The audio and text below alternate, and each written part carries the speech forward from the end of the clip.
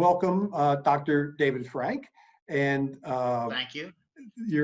thank you for joining us. And this is for one of in our school we have a whole curriculum specific to what I tend to refer to as problematic substance use. And so this is for students in any of those courses, probably primarily the substance abuse policy course. Great. So I recently read an article you wrote. It came out just this month. I was very moved by it on an emotional standpoint, as well as an intellectual standpoint of curious about some of the themes. And I tracked you down through LinkedIn, and you were kind enough to agree to this interview. My pleasure. I wonder if we could start maybe just a very brief about who you are, and maybe most importantly, how you got to where you are. If I remember correctly, a PhD in sociology, you're a researcher at NYU. Yes, correct. A special interest in the war on drugs, and so this is a real treat. But maybe you could introduce yourself along those lines. Sure. Yes. Yeah. No, that's a great idea, and I think introducing myself sort of since my own personal story informs my work so much, they often are hand in hand. So through my introduction, I think that'll speak to my work as well. But yeah, just for the basics, my name's David Frank, as you said. I graduated, I live in New York City, and I graduated from the Graduate Center with my PhD a couple of years ago in sociology. I'm currently a postdoc at NYU's, it's got a long acronym, Behavioral Science and Drug Abuse Research, something along those lines. And my research is basically qualitative research. As you mentioned, I'm interested in examining opioid use, particularly substance use, and particularly in the context of the war on drugs, which I think is a context that's missing from a lot of substance use research. Just in terms of that being a context that influences all drug use outcomes. Oh, by the way, I should just mention. Feel free to shut me up, or if I'm going off on a tangent, to rein me back in. I've no problem with that.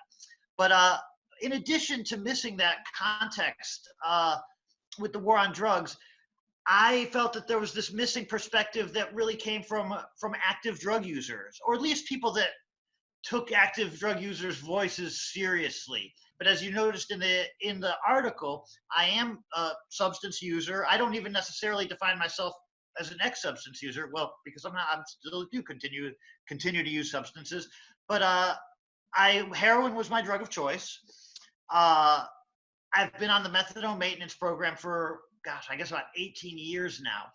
And from my experience as a drug user and my experiences getting on methadone, I realized that there were these huge misconceptions about drug use and about drug use treatment, and specifically about methadone, because that was my own experience, that I wanted to speak to, and that were sort of obvious to drug users. And we almost have this very cynical attitude, like we all know the code words we have to use to be accepted in a treatment world, but we're very cynical about them. Like, we know that that's not really our truth. And I felt there was a need. I mean, the short story is I had a buddy who's a professor at DePaul, who was also who was a heroin user and is on Suboxone, a similar kind of thing to methadone. And he was like, he was a friend of mine, and he was like, look, we need more voices in academia of people that are not just sort of, oh, I'm the recovered drug user, and I'm going to sort of give that narrative, but that are actually active drug users and are going to give that narrative and are going to speak in that kind of population, or through that kind of voice. So that's, I guess that's a medium-like version of my scholarship. And I guess the article is a sort of an example of that. It's not a peer-reviewed journal article, and I have some of those too. But that one was specifically about the need to reassess methadone maintenance. I mean, in particular, that was about the need to take it out of the clinic system, which is sort of a very practical issue. On one hand, the clinic system sucks for a number of reasons, both for so many reasons, and we can talk about a bunch of them.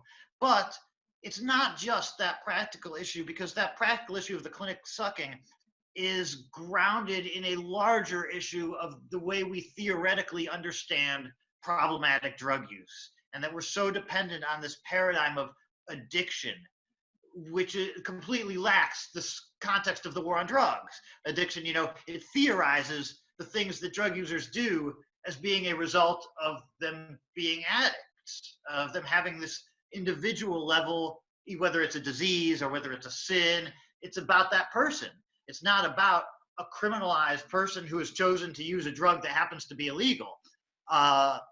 Whereas that kind of stuff factored far more in my experience as a drug user and the experiences of the people that I see, both in my research and just as been a drug user for 25 years. I think maybe what really caught my attention was that I find your voice somewhat unique, in that it's not a voice of just a researcher. It's not a voice of certainly a politician. It's not even the voice of someone who is, claims to be necessarily in a traditional long-term recovery with, if you will, of all the answers. It's the unique voice of someone who's saying, I know what it was like for me to be addicted to heroin, and I know what it's like to me to be addicted to another opioid. And there's a paradigm that's the mainstream paradigm that's not serving this population well. Well, yes and no. I mean, I think I am a unique voice in that I'm speaking this sort of message, but it's a totally not a unique voice in the world of drug users. Well, yes. Even it's complicated because, we do internalize these messages, and there's plenty of drug users that do internalize this, I am an addict, I'm supposed to look for recovery, methadone helps me by transforming me from a bad person into a good person. They do, and they have to internalize that just to get by in a system that forces that message on them. But there is this, like that cynicism. Most people, in fact, I was just talking to another PhD candidate in Arizona who's also on methadone, and we were laughing because we were like, it's so funny that everybody thinks methadone is to get off of heroin, where methadone really is a way to get access to opioids for people that are barred from getting it in legal means. It was very poignant a way to describe it, because that, I think, is the experience of myself and a lot of people. We know that it's not about the ideological narrative of recovery. We benefit from methadone because it gives us opioids that we need to take on a daily basis, or else we get sick. Like, it's not like one's a methadone, one's a medicine, or one's a drug. It's just this, we've gotten the drugs that we need, and that's why we do better. And we know that, and we laugh, and we mock the counselors, and we laugh to ourselves, I told them what they needed to hear. But yeah, but I'm not such a unique voice. A lot of us know that it's bullshit. Yeah, thank you for clarifying. Unique in academia, I think. Yes, that's and true. I wondered if that comes with consequences for you professionally. Yeah. Yes and no, and I don't totally know, because I can never know how it would be if I was any other way, but probably. But I could never be any other way. I'm just kind of that kind of person. I don't sort of have my class personality and my non-class personality. And I was kind of, being that I got involved with all of this after having many, many years, living on heroin and having a, really rough, much more dire circumstances. It's kind of all gravy to me. So I was like, what's the point in even, if I can't have fun and be myself, what's the point anyways? But probably, certainly when I was applying for jobs, who knows, because it's so hard to apply for jobs anyways in academia, so who could tell?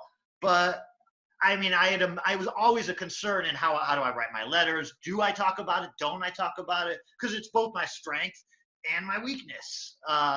So yeah, I usually end up talking about it, just like I say, because that's who I am. And while it might close some doors for me, it also probably opens some doors for And I wonder if you can speak to the article particularly. There are some changes in light of COVID that I think may have spurred the article.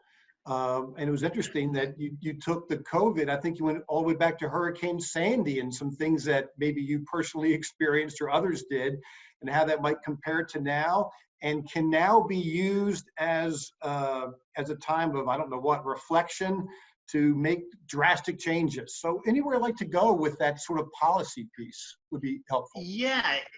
Yeah. Actually, I with the Hurricane Sandy thing, although I didn't suffer personally because I'm lucky enough to get 28-day take homes, which is a very rare thing, and we could talk about that if you want. But I did transcribe the focus groups for a study that other people did on Hurricane Sandy. So I was reading all these transcripts of people in the New York and New Jersey area who had just horrible, the kind of problems that keep me up at night, where like their clinic's closed, they're dope sick, they don't know what to do, and and nobody cares. And that happened a lot. So when the COVID thing happened, I knew that it was just a recipe for disaster because the clinics,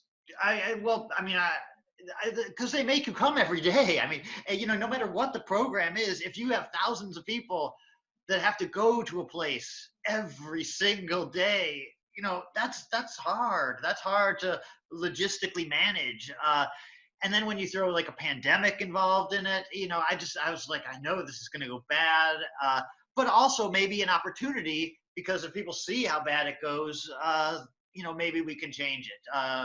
Whether that happens or not, who knows? But yeah, and they also did have to quickly change the regulations. I went to my clinic the other day. I mentioned I only have to go once every 28 days, so I was interested to see, what's it going to be like? And it was totally empty, whereas normally it's totally packed. So I guess they are, actually making these changes in light of COVID, thankfully. But I've got a feeling that once it ends, they're going to go right back to the high intensity clinic system which is daily attendance for most people, which is just crazy. So historically, for most people, they need to go as high intensity, meaning they need to go for a daily dose, their daily fix, if you will. Otherwise, they'll experience their withdrawal or get it on the street. So they have to go each day. Some, I think, would argue that way there's less chance for, quote, abuse. Sure, And yeah, that yeah. way people may have the option of taking advantage of other services, speak to someone about nutrition or counseling, et cetera. So to be the devil's advocate, what's wrong with that system? Well, some of those things are certainly valid. Certainly hooking up people with services that they might be interested in, that's fine and that's great. I think the problem with the daily, there's a lot of problems with the daily attendance. For one thing, it's just impractical. It's just impossible for people to do, particularly if you also want them to sort of stabilize, get a job, start going back to school. I've known thousands of patients who are like, I got a job. A lot of times people get construction jobs that are getting off of dope. They pay good money. They'll hire people, but they work in the morning, and clinics are open in the morning too. And these people would be like, my clinic counselor doesn't understand that it's impossible for me to be at two places at once. And so yeah, you get all kinds of just logistical problems like that. But I think it also comes with like what you were saying earlier, that people say, oh well, this might prevent abuses and things like that, which is true. People do use those kinds of narratives. I think it has to do with this general misunderstanding, again, of how people are using and benefiting from methadone maintenance. They have this, that sort of ideology, like, oh, if we let people take their medicine at home, they might do other things. It again presumes this idea that they've gone from addiction to recovery, rather than just gone from taking illegal opioids to legal opioids. Like, I'm already dependent on drugs. Like, whether I personally, I don't like the construct of addiction, but if you do, I'm just as addicted to methadone as I was to heroin. It's exactly the same. And that belief that there's a difference and that difference accounts for the treatment value is what sort of underlies a lot of that sort of abstinence kind of thinking. And then there's also a problem of context. Like, you always hear, oh, what if people will divert their medicine? If we give people their medicine to take home, what if they divert it on the street? But then it's like, well, so what? Like, big deal. Like, if someone takes methadone, a diverted methadone, as opposed to heroin, that's probably a better choice. Like, I think people imagine like that it's a choice between like diverted methadone and like becoming a choir boy, but it's not. It's a choice between diverted methadone and like fentanyl. So that never the sort of the harm reduction perspective. Let's reduce the harm rather than promote abstinence. Never sort of gets into people's minds. Like, people that are going to take diverted methadone are going to take something anyways. And the diverted methadone is the safest thing they can take. And then maybe they'll even be like, hey, I'm going to go into a methadone program. I took diverted methadone off the street before I got into a program, before I realized, hey, and I got into a methadone program for totally like the wrong, quote unquote, wrong reasons. I got involved with methadone because I couldn't hack the illegal, I needed a legal dope dealer. And I was like, be my legal dope dealer. So I could get why did you need a legal supplier instead of illegal? Just because I had gone longitudinally down the line. It took me about 5 years from maybe when I first started using heroin regularly, when I had a bank account and a job and friends and resources, to 5 years later when I had none of that. And it's a longitudinal thing. And in the beginning, it's fun to use dope because you're never dope sick because you don't have a habit and you have money and you have a job and you're not desperate and you don't do the kinds of things. But then at the end, you're struggling to commit a crime to get $8 that you could beg someone for a bag. You're never feeling high. It's just, well, I mean, the reality of illegal drug use becomes an unsustainable lifestyle, I would say. You just, even, I would have jobs, but then I would be dope sick one morning and, either I would go to the job dope sick and lose the job, or be calling someone to try to get them to come to my job, or I would just not go to the job because I was dope sick. The realities of being dependent on an illegal drug, I think, is just an unsustainable lifestyle. At a certain amount of time, based on your resources, you're like, okay, I give up after a while.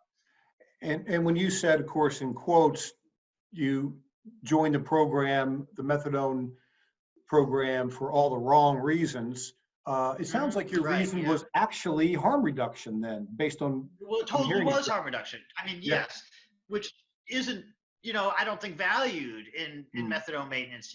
They want you to be abstinent. They don't consider methadone to be a drug, but they want you to be abstinent aside from that, and think in that sort of recovery oriented way. I still use other drugs. I still use heroin. And I still feel my methadone. I mean, it's hilarious. These like conceptual games that people play to like make it all work out in a satisfying recovery narrative. Like, the reason I love methadone so much is because it is like heroin, not because it's not like heroin. I get a buzz from it. I feel I'm a person who loves opioids. I'm not just dependent on them. I like them. When I take my methadone every day, I feel that, my drug of choice. I've just taken my drug of choice.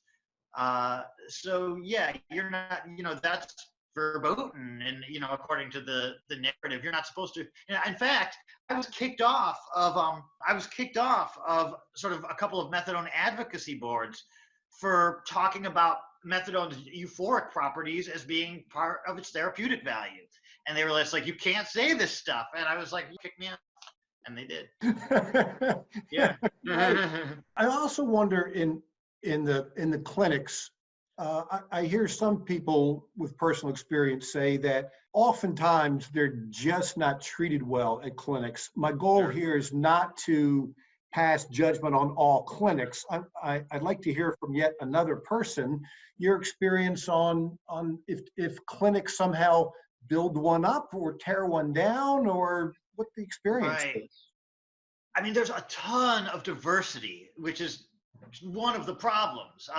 Certain states are better than others, certain counties are better than others. If you're in a city, you're probably better off than if you're in the country. It depends on your counselor. It depends on just so many things. But yes, most clinics are not very conducive, I would say, to helping their patients. They're very punitive. A lot of them come from a 12-step model, and they take that model to heart. And that model has certain things that are a bit at odds with methadone. And that plays out in the counselor-patient relationship oftentimes. And yeah, I mean, you could see the retention rates. Hey, my cat's getting in on it. But the retention rates are terrible for methadone. We lose like half the patient population every year. People quit or get kicked out because it is. They're like inhuman. When I wrote in the article that I know people that quit because the clinic won't give them doses to take to like their mother's funeral, like that's totally a true story. You're just like, how could you be this poorly suited to meet your patient's needs? What would be a practical policy change that you think would be beneficial, kind of at large and at the individual level? Well, I mean, I think the greatest policy change is legalization of all drugs and a substantial reduction of the criminal state and the war on drugs. That would be numero uno. But since that's not going to happen. Well, if I may, do you feel that other countries that have moved in that direction, Portugal certainly comes to mind as kind of the stereotype now in that arena. There's conflicting information, I think, coming out of that experiment, if you will. Yes. Is there enough positive coming out of that country or others that you think it's worth doing? That's a great question. It's a super interesting question, this whole question of Portugal. And I'm very interested in it. And I feel like the focus on empirical quantitative sociology, which is something I'm oftentimes critical of, forces us into a box where we have to show that Portugal or Uruguay has reduced their levels of drug use post decriminalization to be considered a success. And I'm very uncomfortable with that. Like, that seems to be like a political value more than like a scientific one. I would expect drug use to go up because I would see that as a positive, because I would say, oh, look, people that have been denied something they wanted to do are now able to do that. Which is why I'm more interested in sort of theory, and I think the theory of how you understand empirics is so important. But yeah, that question of Portugal, we're always forced to show that their drug use goes down. And like, I don't see why their drug use would go down. I would think it would go up. Maybe not totally. There might be confounding factors. Like, people say, oh, when it's legalized, it won't be as sort of cool. And maybe people might not want to do it again because it doesn't have that sort of underground allure. And that is probably true. But I still think like, people are going to be like, okay, I was prevented from something and now I can get it. So yes, so I wish we used different metrics. I guess that's one thing. I want to use metrics. Are people happier? Are people safer? Maybe have overdoses gone down, HIV gone down? Even are people happy that they can now get heroin that they couldn't get before? That sounds like a good metric to me. But those aren't, of course, the metrics that we use and I don't know if those are true. I don't know if anyone's researching that kind of stuff in Portugal. I only read about the standard recidivism, abstinence kind of stuff. And I think someone on criminal activity, maybe. Yeah, that would be an interesting one. I can see that being a nice gray area because criminal activity is so linked to criminalization. Mhm. So yeah, Well, I took you on a side there. So that would be, kind of the perfect world, not happening anytime soon. So right. on an imperfect world, what would be a policy change that would make sense from your way of thinking? Okay, yeah, two of them. One of them would be what I advocated for in the article, which is moving from a primarily clinic based to a doctor based model.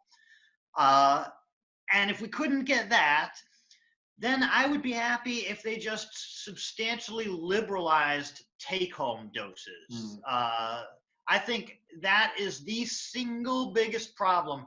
Not only is it the single biggest problem, but it's the thing that nobody on the outside gets. Nobody on the outside sort of understands just how impossible it is to live if you have to go to a methadone clinic for 2 hours every single day for the rest of your life.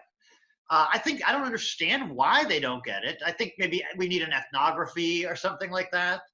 Uh, it does seem like a low-hanging fruit for something for society to understand because we're all yeah, sensitive about our time.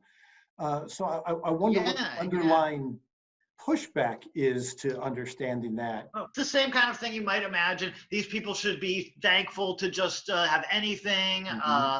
They're addicts. This is treatment for them, not a punishment. I even got that bad. I just got a revise and resubmit on a paper where I was talking about this kind of stuff as punishment, one of the comments from one of the reviewers was like, "Wait a minute, isn't this like treatment?" And people fall into that so easily, and it's like, would you think it was treatment if you had to go somewhere every single day and stand in a long line? And you know, the narratives about of addiction that these people need to be controlled and monitored and surveilled. I want to drill down to this theme that I think I hear you saying. Would you suggest to people, including students, that at minimum not only think of methadone as treatment, but to also not think of it as treatment? For sure. Yes. Yes. I mean, and I think it's of course different for different people and how they conceptualize their own treatment, and it's probably complicated, but certainly people, drug users, whether they know it or not, are using methadone maintenance programs as a practical way of dealing with being criminalized drug users. They're like, most of the people I talk to don't want to get off heroin. They would much rather be left alone to do their heroin. They're dealing with the fact that that's not feasible in this Mm, country right now. mm. And methadone is sometimes they use it here and there, when things get really rough, and they'll go on it and they'll get off. Uh, or they'll use it like long term, like someone like me, to ensure that I never have to get dope sick. Uh, I didn't want to get off dope, but I never wanted to be sick again or be desperate or, that kind of thing.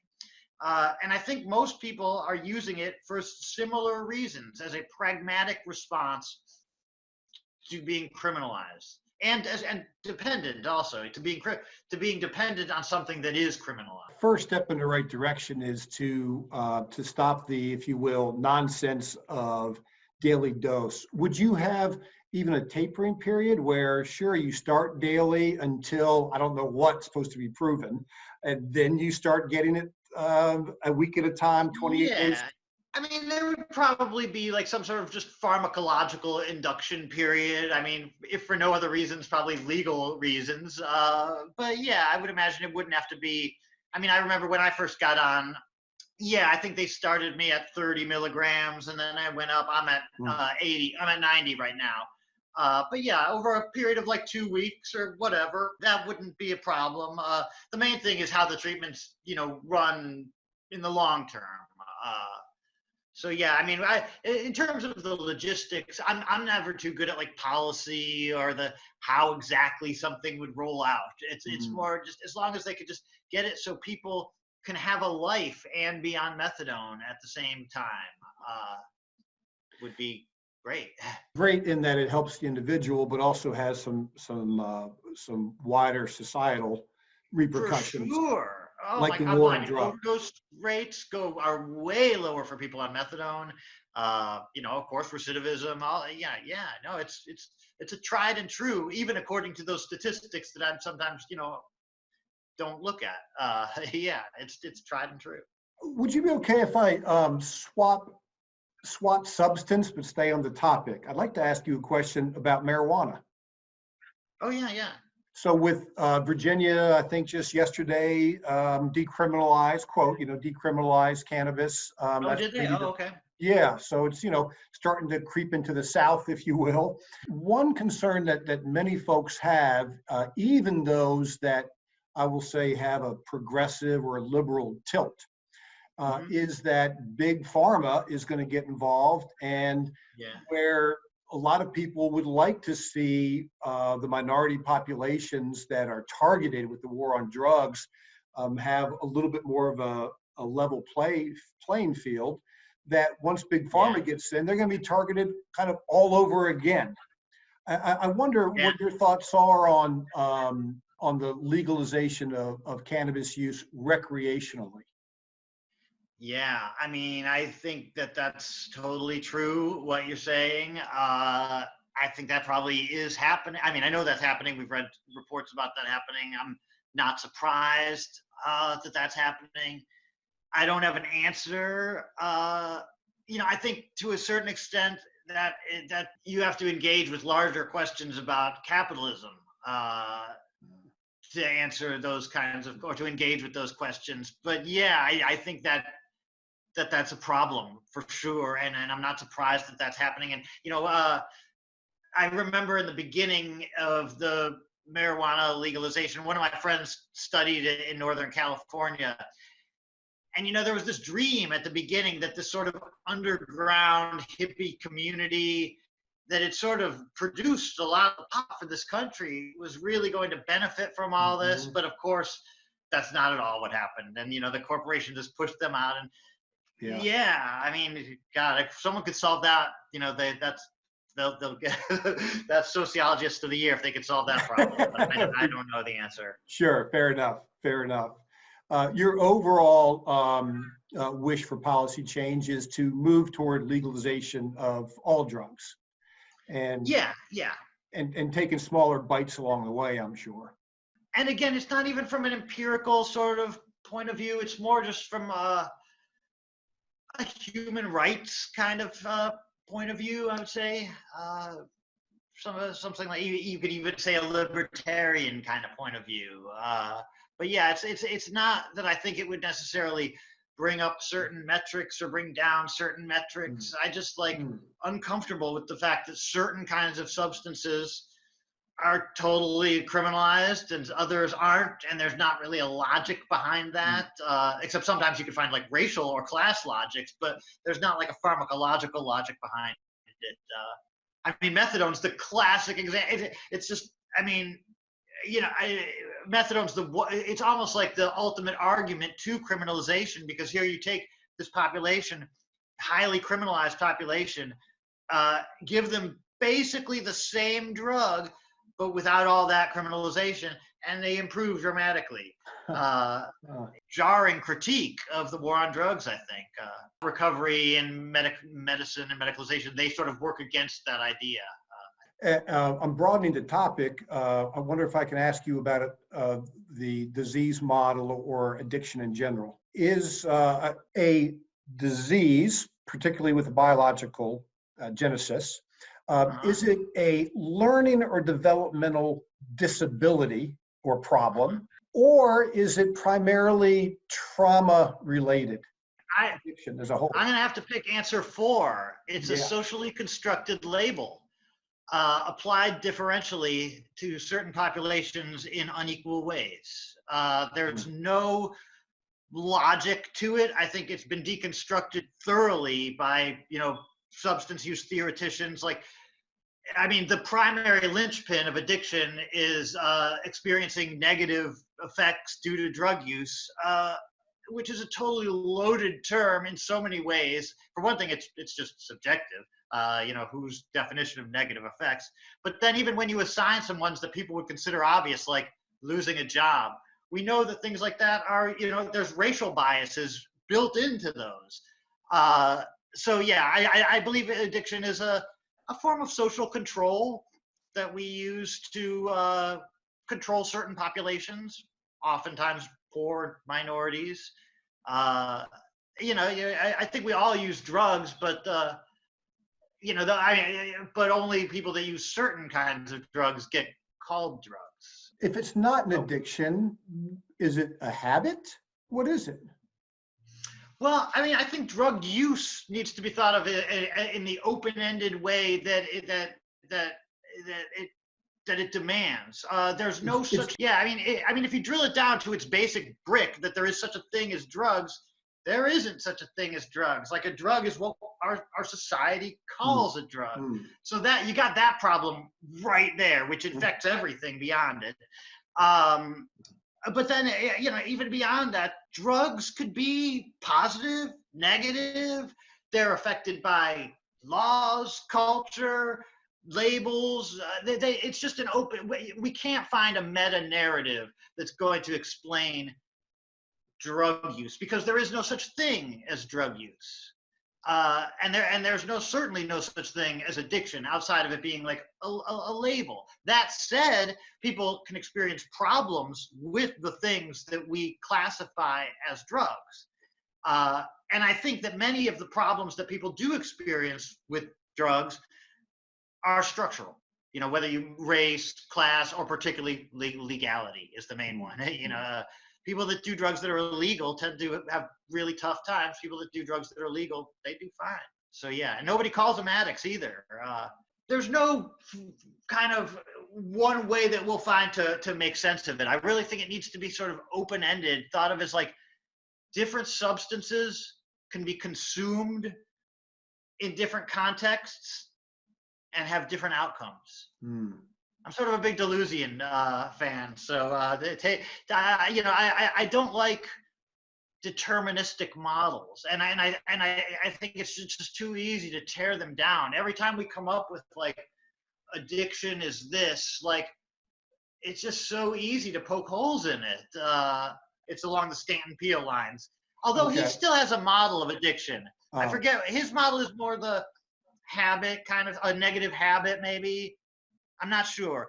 I don't even want any model, except maybe it's a label. I think it's a label. I was an addict when I was doing heroin, but I'm not an addict now that I'm on methadone. Like, how do we make sense of that?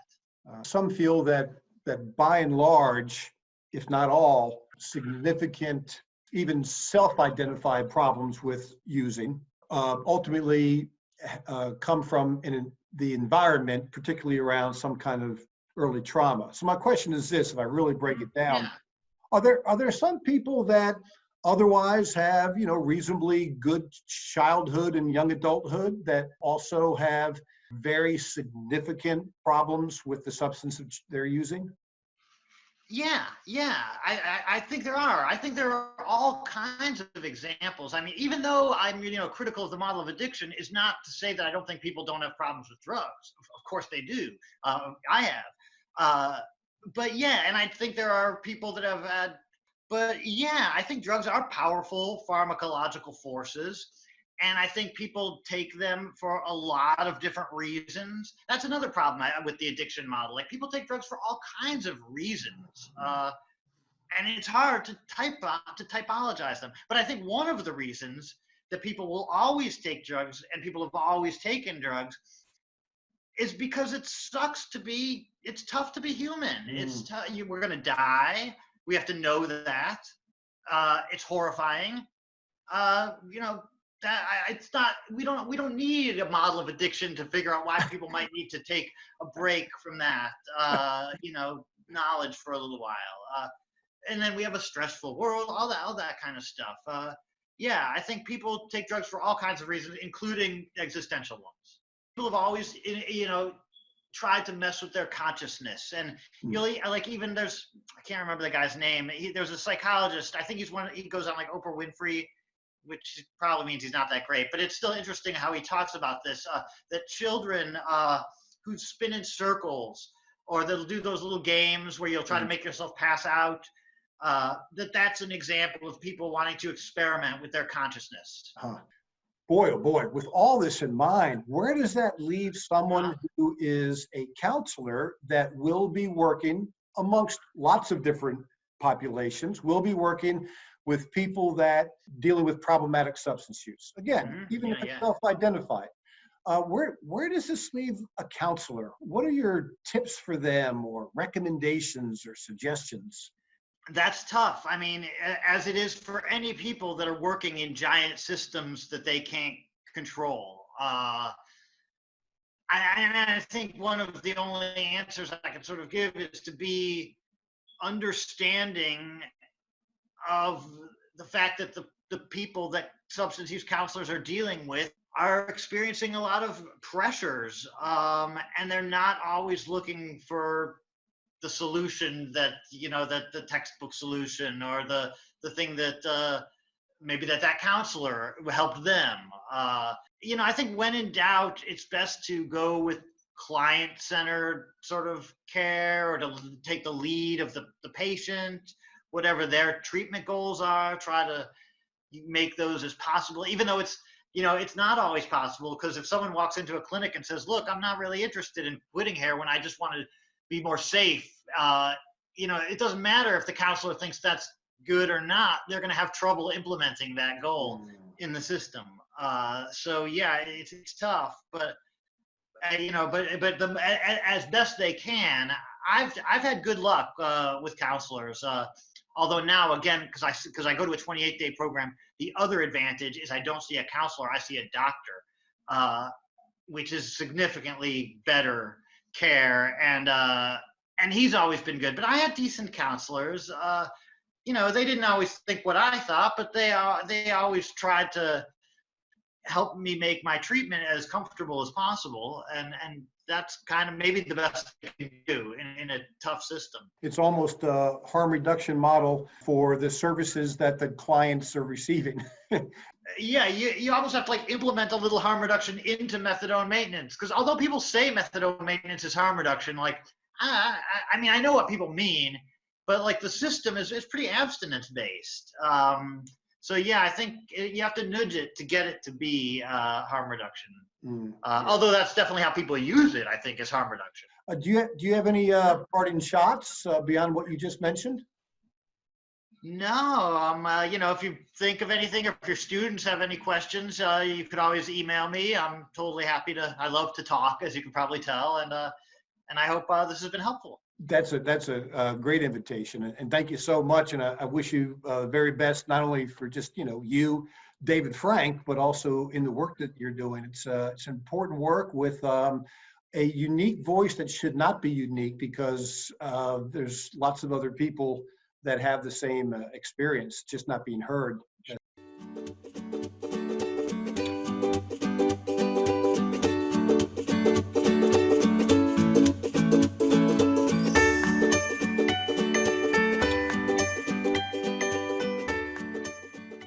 I debate whether I've had a good background or not. I try to think back. I used to say, I had a reasonably good background, but I look back and my parents were they're pretty screwed up.